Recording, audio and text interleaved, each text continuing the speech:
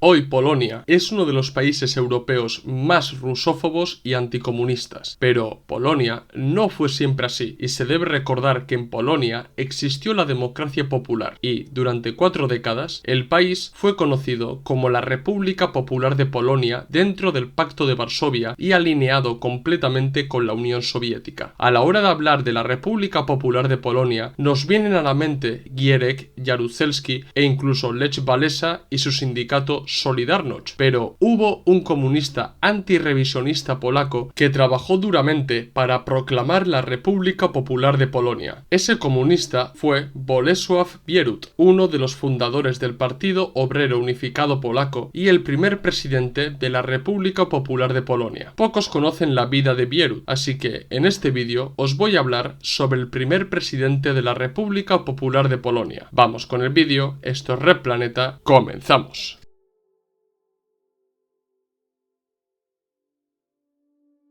Bolesław Bierut nació el 18 de abril de 1892 en la pequeña localidad de Rury Jesuickie, cerca de Lublin. Tened en cuenta que para aquellos años Polonia no era un estado independiente, sino que el este del país pertenecía al Imperio ruso y esa parte de Polonia era conocida como el Zarato de Polonia. Bierut nació en el seno de una familia campesina y pronto se mudaron a Lublin en busca de una vida mejor. Bierut estudió en Lublin, pero no pudo terminar sus estudios porque con tan solo 13 años fue expulsado del colegio por participar activamente en huelgas obreras y en manifestaciones políticas. Huelga decir que el joven Bierut participó en protestas antirrusas y concretamente en las protestas contra el uso del idioma ruso en las escuelas polacas, ya que, si bien de mayor fue un firme partidario de la Rusia soviética y de la Unión Soviética, en su juventud mostró oposición a la Rusia zarista y al dominio político y cultural que imponía el zarismo sobre Polonia. Al ser expulsado del colegio, Bierut tuvo que trabajar para sobrevivir. Empezó como ayudante de albañil, pero tras un breve periodo lo dejó para trabajar como tipógrafo a la vez que cursaba unos cursillos nocturnos sobre comercio. En verdad, todas las fuentes históricas convergen que si bien Bierut adquirió experiencia laboral como tipógrafo y otros oficios de los cuales no tenemos demasiada información, destacó por ser autodidacta. En los cursillos nocturnos sobre comercio conoció al socialista de izquierdas Jan Hempel, lo que le influenció de sobremanera. Con tan solo 18 años, Bierut se unió al círculo socialista de Hempel y fue en ese año en el que rompió completamente con la religión y se acercó plenamente al marxismo. 2 años después, se afilió al Partido Socialista Polaco de Izquierdas, que se destacaba no tanto por la búsqueda de la independencia de Polonia, como lo hacía el resto del Partido Socialista Polaco, sino por la alianza con el proletariado ruso para derrocar el zarismo y la concesión de plena autonomía para Polonia bajo soberanía rusa, a la vez que se dedicaba plenamente a la militancia socialista y a la organización de la clase trabajadora de Polonia. Se dejaba ver por distintos clubes de lectura de Lublin. Entre 1913 y 1914 se mudó a Varsovia para seguir trabajando como tipógrafo, pero con el estallido de la Primera Guerra Mundial regresó a Lublin. En la Primera Guerra Mundial sufrió la ocupación austrohúngara y para pasar desapercibido y no ser reclutado para ir al frente, se cambió el nombre a Jerzy Bolesław Bielak. En 1915, Bierut trabajó en la Cooperativa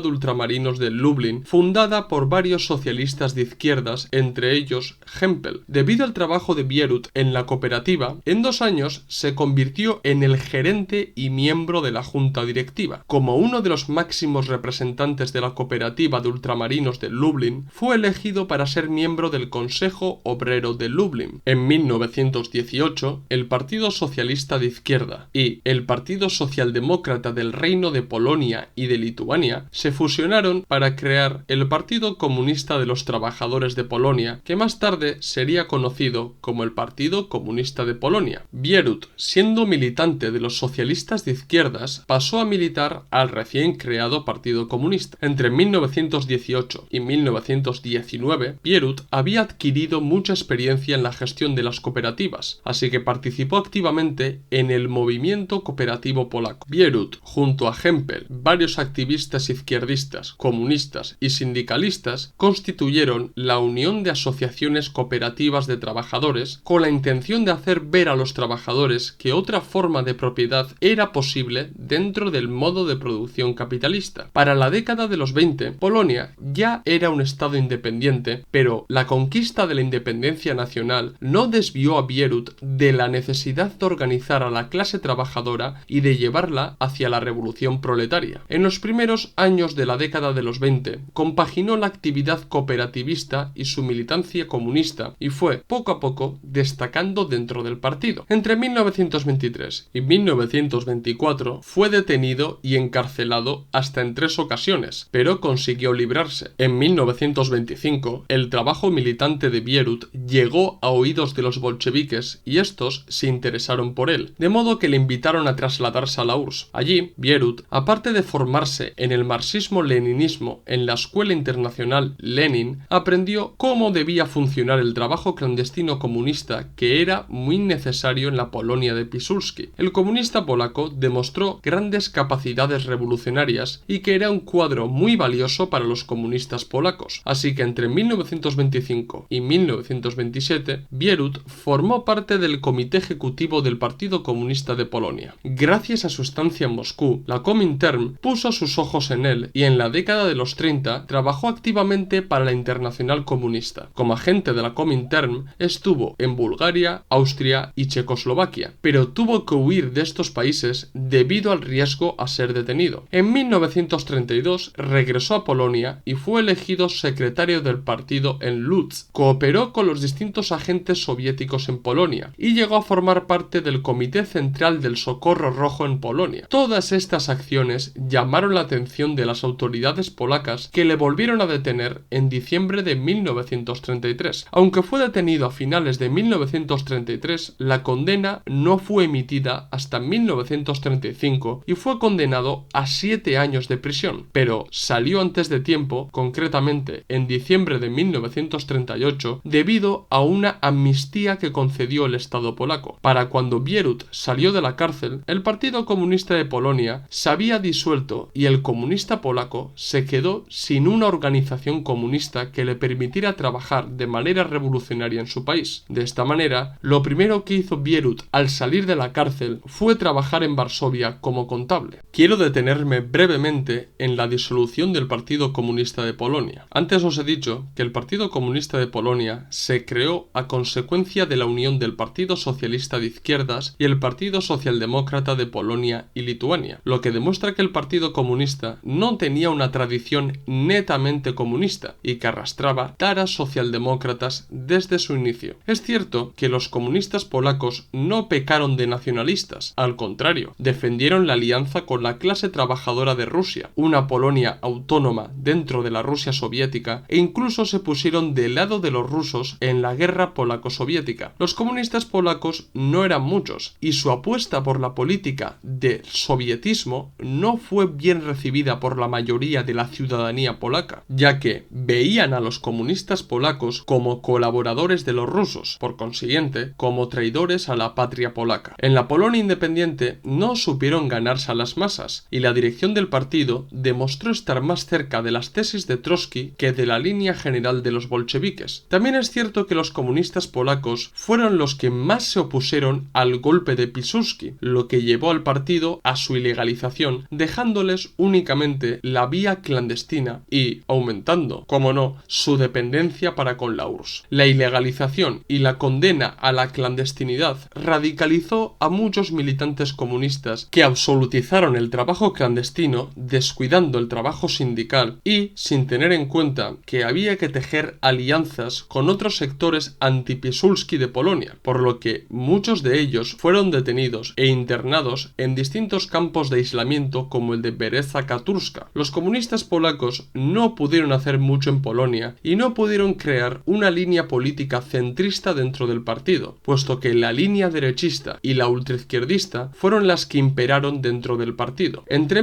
1937 y 1938, algunos militantes comunistas polacos fueron víctimas de la purga, o mejor dicho, de la Yesowщina, y eso condujo a la disolución del partido. Después de esta pequeña explicación sobre el Partido Comunista de Polonia, sigamos con Bierut. Con el estallido de la Segunda Guerra Mundial, Bierut huyó de los nazis y se dirigió hacia el este. Antes de la invasión nazi a la URSS, el comunista polaco pasó esos años entre Minsk, Kiev y Moscú trabajando para el NKVD y ayudó a crear asambleas en Bielorrusia y en Ucrania Occidental. El trabajo de Bierut le permitió adquirir la ciudadanía soviética. Tras la invasión nazi a la URSS, Bierut permaneció en Minsk, pero cambió de identidad para pasar desapercibido para los nazis, y eso le permitió trabajar como el jefe del departamento de alimentación del ayuntamiento, ayudando a la población local con el suministro de alimento a la vez que trabajaba como espía para la URSS. Mientras que Bierut trabajaba para los soviéticos en secreto, en la URSS, a iniciativa de la Internacional Comunista, se creó el Grupo de Iniciativa compuesto por varios comunistas polacos que residían en la URSS. La Komintern y los polacos acordaron crear este grupo para que fueran el germen del futuro Partido Comunista Polaco reconstituido. Para ello, los polacos serían lanzados en paracaídas a la Polonia ocupada por los nazis para empezar a organizar el partido. Ahora bien, tanto los comunistas polacos como la Komintern y Stalin eran conscientes de que la población polaca guardaba cierto recelo para con el antiguo Partido Comunista de Polonia, por lo que acordaron que el nuevo partido no tendría el nombre comunista, sino que recibiría el nombre de Partido de los Trabajadores Polacos. Así pues, cuando el grupo de iniciativa llegó a Polonia, consiguieron unificar los distintos grupúsculos comunistas que existían en Polonia, como la Unión de Lucha por la Liberación, los Consejos de Obreros y Campesinos, la Asociación de Amigos de la URSS, la Juventud Espartaquista y la organización llamada Proletario. La unión de todas estas organizaciones clandestinas comunistas que operaban en la Polonia ocupada dio lugar a la creación del Partido de los Trabajadores Polacos. Tan pronto como fue conformado el Partido de los Trabajadores Polacos, Bierut trabajó con ellos y entró en el comité central del partido. Los primeros enfrentamientos de Bierut fueron con Gomulka. Mientras Bierut defendía que era necesario aprovechar la inercia revolucionaria que estaba creando la guerra de liberación antifascista para tomar el poder y comenzar a edificar el socialismo con la ayuda de la Unión Soviética, Gomulka defendía que la toma de poder debía ser paulatina. Quiero decir, lo primero y lo esencial era expulsar a los nazis, liberar la nación, reconstruirla junto al resto de fuerzas antifascistas y democráticas, conformar un nuevo gobierno y a través de reformas, como por ejemplo la agraria, acercar el país al socialismo, pero de manera nacional y soberana, no mecánicamente copiando o usando la ayuda de la URSS. Si bien el propio Bierut podía estar de acuerdo con algunas de las recomendaciones de Gomulka, lo que separaba a ambos era la relación con la Unión Soviética, puesto que Gomulka quería acometer un desarrollo nacional propio, mientras Bierut quería aprovechar la ayuda del Estado soviético y de sus fuerzas armadas para acelerar el proceso revolucionario socialista en el país, lo que conllevaba el riesgo de quedarse supeditado a la URSS. Entre finales de 1943 y 1944, el gobierno polaco en el exilio rompió relaciones con la Unión Soviética por la publicación de la masacre de Katyn por parte de los nazis, y la ruptura de las relaciones llevó a los comunistas polacos a negar al gobierno en el exilio el derecho a tomar el poder una vez que los nazis fueran expulsados. En este sentido, Gomulka redactó el manifiesto ¿Por qué luchamos?, en el que negaba al gobierno en el exilio el derecho a tomar el poder en Polonia, anunciaba medidas democrático-populares para la nueva Polonia y exigía la recuperación de las tierras arrebatadas por los nazis a comienzos de la Segunda Guerra Mundial. Los comunistas polacos ya habían dado los primeros pasos para crear la nueva Polonia y de esta manera, el 31 de diciembre de 1943, crearon el Consejo Nacional, que se representaba a sí mismo como la representación política real de la nación polaca, autorizada para actuar en nombre de la nación y gestionar su destino hasta que Polonia sea liberada de la ocupación. Y Bierut se convirtió en el presidente del Consejo, con Bierut como el presidente del Consejo Nacional y Gomulka como el primer secretario del Partido Obrero Polaco. Hubo muchos rifirrafes entre ellos, pero debido a la necesidad de expulsar a los nazis de Polonia y centrarse en la construcción de la nueva Polonia, las contradicciones entre ellos polacos no se convirtieron en antagónicas, aunque también hay que decir que Bierut escribió en más de una ocasión a la URSS denunciando que Gomulka era un reformista y un nacionalista polaco. Con el giro en la Segunda Guerra Mundial, en el que el Ejército Rojo pasó a la ofensiva y comenzó a expulsar a los nazis de los territorios que habían ocupado años atrás, los comunistas polacos se prepararon para disponerlo todo para crear un nuevo gobierno. El 23 de julio de 1944, la ciudad polaca de Lublin fue liberada y allí se conformó el Consejo Polaco de Liberación Nacional, también conocido como el Gobierno de Lublin. Mientras que los comunistas polacos trabajaban in situ, la diplomacia soviética con Stalin a la cabeza convenció a Churchill y a Roosevelt de que las fronteras de la futura Polonia debían delimitarse a lo largo de los ríos Oder y Neisse y la línea Curzon con la URSS y Alemania, recuperando oficialmente la URSS las zonas occidentales que le fueron arrebatadas en la guerra polaco-soviética. Además, debido a la ruptura de relaciones entre la URSS y el gobierno polaco en el exilio, los comunistas polacos tenían todo de cara para empezar a construir un nuevo estado sin necesidad de conformar un gobierno provisional con el resto de las fuerzas antinazis del país. Aunque los comunistas polacos tenían todo a su favor para tomar el poder en Polonia con la ayuda de los soviéticos, tanto Stalin como Bierut quisieron entablar negociaciones con Stanisław Mikołajczyk, que era el primer ministro polaco en el exilio, para llegar a un acuerdo para el bien de la mayoría de los polacos. Mikołajczyk se mostró en contra de que la URSS recuperara las zonas orientales de Polonia e incluso rechazó la entrada al futuro gobierno provisional, y para presionar a Reino Unido y a Estados Unidos, el gobierno en el exilio ordenó a la Armia Ludowa que realizaran un levantamiento antinazi en Varsovia. El levantamiento fue aplastado por los nazis y la derrota no reforzó la postura del gobierno en el exilio, al contrario, la empeoró y dio mayor poder a los comunistas polacos que con la ayuda soviética se presentaban como los únicos capaces de liberar completamente Polonia y organizar un nuevo Estado democrático, popular y antifascista. El 6 de septiembre de 1944, los comunistas comenzaron a implantar una serie de medidas políticas y económicas como fueron la reforma agraria, la expropiación de las propiedades de los terratenientes polacos y de los nazis y la persecución de los colaboracionistas. El 31 de octubre del mismo año, los comunistas pasaron a la ofensiva creando el departamento militar del Comité Central del partido, en el que se encontraban tanto Bierut como Gomulka, y tenía la intención de dar un carácter político a los distintos grupos antinazis que existían en Polonia, acercar al partido a los distintos combatientes polacos y neutralizar, encarcelar e incluso liquidar a los nacionalistas polacos y los seguidores del gobierno en el exilio, como podían ser los combatientes del Armia Ludowa, para que Polonia no entrara en una guerra civil después de la expulsión de los nazis del país. El 31 de diciembre de 1944, el gobierno de Lublin se transformó en el gobierno provisional polaco, pero entonces solamente obtuvo el reconocimiento de la URSS. Los nazis fueron expulsados completamente de Polonia a finales de febrero de 1945, pero la conferencia de Yalta determinó realmente el futuro de Polonia. En dicha conferencia, Stalin, Roosevelt y Churchill acordaron que la URSS recuperaría los territorios occidentales que perdió en la guerra polaco-soviética y que pertenecieron a Polonia en el periodo de entreguerras, pero a cambio, Polonia recibiría algunas tierras germanas como la región de Lebus, la parte occidental de Pomerania, Prusia Oriental, Silesia y la ciudad libre de Danzig. Además, los presidentes occidentales aceptaron la propuesta de crear un gobierno provisional de unidad nacional en Polonia, reconociendo el gobierno provisional que se había constituido el último día de 1944. Y, por último, en dicha conferencia se acordó que toda Polonia quedaría bajo la esfera de influencia de la URSS. El primer presidente del gobierno provisional fue Bierut y el primer ministro fue Ossówka Morawski. De las primeras cosas que hizo el gobierno provisional polaco fue firmar con la URSS un tratado de amistad y cooperación para consolidar la alianza entre ambos países. Los comunistas sentaron las bases para el nuevo gobierno polaco y así el gobierno provisional, controlado casi enteramente por comunistas, se transformó en el gobierno provisional de unidad nacional, que como había prometido Stalin a Churchill y a Roosevelt, entraron en él distintos personajes de la política como por ejemplo el ya mencionado primer ministro en el exilio. De esta manera, Bierut dejó de ser presidente del anterior gobierno provisional polaco. En 1945, Bierut se trasladó a Varsovia y se dedicó a trabajar fotografiando a la sociedad polaca con fines partidistas. Esto es, se dedicó en una gran parte a la agitación y propaganda del partido. Entre 1946 y 1947 se llevaron a cabo los preparativos para celebrar elecciones en Polonia. Los comunistas, que habían terminado la Segunda Guerra Mundial en una posición favorable para incidir en las distintas organizaciones polacas socialistas e izquierdistas, usaron su influencia para converger a las elecciones como el Bloque Democrático. Los partidos derechistas fueron ilegalizados y el Partido Popular de Mikołajczyk se presentó como la única verdadera oposición política capaz de disputar el poder al Bloque Democrático en las elecciones. Las elecciones se celebraron el 19 de enero de 1947 y todavía sobrevuela la sospecha del fraude electoral sobre aquellas elecciones. Es cierto